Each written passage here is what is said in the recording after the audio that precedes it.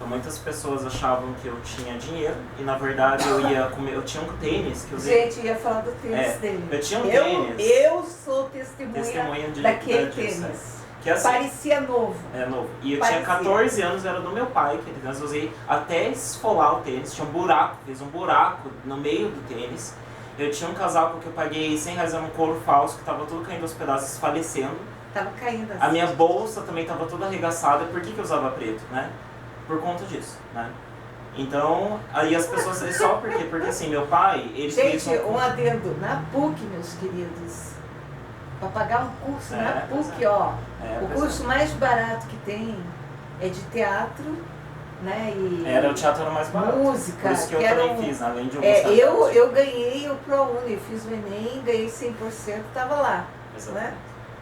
E eu, assim, por exemplo, meu pai, ele fez esse compromisso com a gente desde pequeno. Ele falou assim, que nem... E muitos americanos também fazem isso. E são pobres. Eu não tô falando que são pobres, mas muita gente que passa dificuldade. Não tô falando no meu caso, eu não sou pobre, sou classe média. Mas, tipo, pessoas pobres lá, às vezes, fazem isso. Guardam dinheiro que não tem pra pagar, porque às vezes é uma questão de honra. Ou então porque eu não consigo... Eu fiz um Enem, eu tirei nota 6 em tudo. Era pra eu ter passado. Só que eu tive problema na redação. E eu fiquei tão esgotado que eu queria saber, eu falei assim, bom, meu pai já falou que vai pagar, então eu vou aceitar esse preço, porque meu pai também, eu ajudo muito minha família, a gente tem uma troca, né, não é nada de mão beijada, né, e eu abri mão de muita coisa, eu nunca ganhei mesada na minha vida, nunca, né, eu nunca ia ao cinema, eu não saía de casa, eu não fazia nada, era só estudar e voltava pra casa, estudava, e tudo bem, eu tô de boa, só que as pessoas elas tinham uma visão minha, como se eu estivesse cheio da grana, né, porque eu também pagava, por exemplo, o valor que eu podia pagar de ônibus, que era 2 ônibus, eu pagava em uma van, que era a mesma coisa, era o mesmo valor. E só porque eu voltava de van, todo mundo falava, nossa, você é rico. E não era isso que ele tá falando. Gente, eu comecei no início a ir de ônibus. Só que daí, de repente, eu tinha que pegar... 3, 4 ônibus. 3, 4 ônibus. Absurdo. Aí eu disse, cara, eu não tenho dinheiro, não tenho dinheiro, eu não tenho dinheiro nem para passagem de ônibus, sabe o que eu vou fazer? Pegar minha bicicleta. Eu comecei a ir de bicicleta pelo, como é que é aquilo? Pelo viaduto? Não, aquele... Pela ponte? Não, o viaduto. Viaduto, falei viaduto. Viaduto, aqui ó, nem lembro. Da rodoviária lá. Tinha o viaduto e eu ia por aquele caminho. Gente, lá de noite, passando aquele viaduto assim... Sabe, só Deus, né? Gente, daí eu descobri outro caminho que era bem mais tranquilo. Meio da favela, dos tiros. Né? Entende? Porque eu não tinha dinheiro para pegar o ônibus. O pessoal que fazia teatro, gente, era muito legal nesse sentido, porque a gente não tinha dinheiro para comer. Gente, eu chegava em casa... lá, o salgadinho. Não, eu nunca comia. Eu era uma das únicas pessoas que eu não comia. E eu chegava em casa e fazia a minha própria comida, porque meus pais...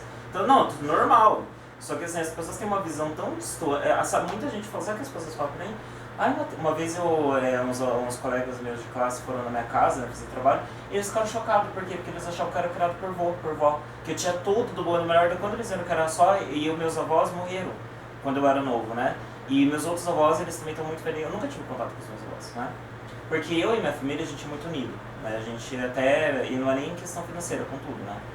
Então eu tive uma educação de muito amor, né? E as pessoas jogam para um lado como se fosse dinheiro, né? Mateus... E não é verdade, porque eu sempre fui autodidata também. Eu costurava minhas roupas, eu arrumava minhas coisas. Por quê? Porque eu não queria dar despesa. Eu não queria ser um filho ruim, né? Eu queria honrar meus pais, né? E isso também foi fruto da minha desculpa, muitas vezes, porque eu não podia falhar. Eu não tinha uma segunda chance, eu tinha que fazer tudo. Sim, o Mateus estava pensando, cara, o pai dele que estava pagando. Exatamente. Entendeu? No meu caso, eu estava cuidando da minha família aqui. Meu pai, 2015, eu entrei em 2014 no teatro, 2015 descobriu que estava com câncer. Eu cuidei do meu pai, e minha mãe estávamos aqui cuidando do meu pai com câncer. Não é mole, entendeu? E a gente aqui nunca teve, a gente aqui em casa nunca teve empregada. Nem na minha. E a minha mãe, com mais de... já estava... limpando, subindo a escada, limpando. E gente, eu tinha que... O Mateus é testemunha de tudo o que eu faço aqui. Sim. Entendeu? Levar no médico, cortar grama, cozinhar, tudo. Limpar a luz. E mesmo assim, eu ia e voltava de bicicleta e na PUC eu aproveitei tudo que eu podia, pibique, né? Eu ganhei o prêmio Marcelino Champagnat de melhor aluna. Eu aproveitei tudo que não adiantou muita coisa, né? Não, depois conta, o né? Marcelino A gente vai tocar nesse fala, assunto aí pra... né? Que Deus o tenha.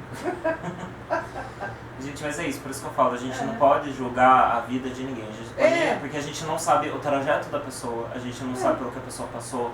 É muito, por isso que eu falo, é muito, e eu aceito tudo o que aconteceu comigo, eu aceito até hoje. A única coisa que eu me culpei, assim, né, foi do que eu fiz pros outros, mas daí é o que a Denise porque falou.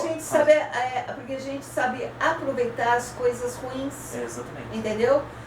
Muita gente me fodeu de foder, sabe?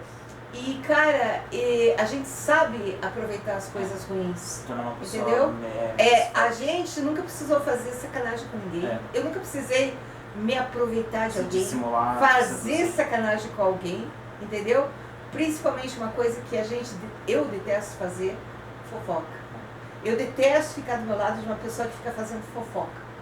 Ainda mais com o intuito, porque assim, uma coisa é você falar de coisas banais, outra coisa é você falar com maldade, né? Pra sacanear mesmo, né? Pois é. E com segundas intenções, assim, vou ferrar com aquela pessoa. E é isso, e assim, por isso que eu não julgo, porque a gente aprende muita coisa e a gente pega esse valor, só que assim, a gente sofre. Por quê? Porque dói você tá lá fazendo tudo isso, tendo uma força descomunal que ninguém vê, porque é invisível pros olhos dos outros, e ainda ser pisoteado. Mas você tá lá, isso aí te fortalece. Eu me tornei uma pessoa forte, e a Denise também. Entendeu? Então é isso. E existe, meus queridos, meus amados, existe muita diferença quando você paga alguém para fazer e quando você faz.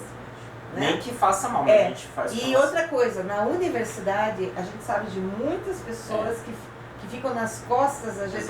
Quem precisava fazer trabalho escrito desde o início, não fez. Fazer trabalho, escrever, né, da Algisa lá, que tinha que, né, a história da arte que tinha que escrever, não sei o que, ó, tudo aqui atrás. Assim, eu quero fazer com você. Não, eu quero falar uma coisa bem real, assim, que é o seguinte. Eu ia falar 3 coisas que aconteceram muito na PUC. Todo mundo falava mal de mim e eu nunca ficava de recuperação, né?